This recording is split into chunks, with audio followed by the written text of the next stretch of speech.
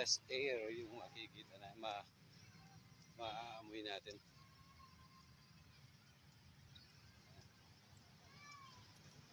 Ayan po yung salakot.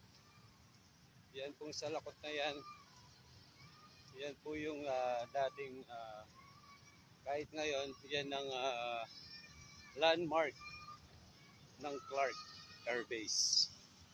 Sa mga hindi po nakakaalam, sa mga kabataan ngayon, yan po yung tinatawag na salakot. Yan po yung pinaka-landmark ng Clark Air Base. Okay? Kaya yung mga turismo, pag nakita nila yan, alam nilang nasa Angeles na sila. Clarkfield, Pampanga.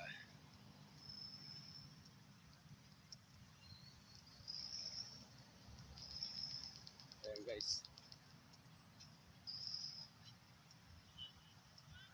So maganda yung araw ngayon guys, hindi siya maulan. So masarap maglakad-lakad.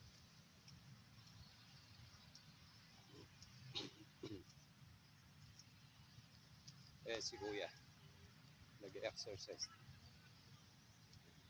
Hi Kuya, good morning.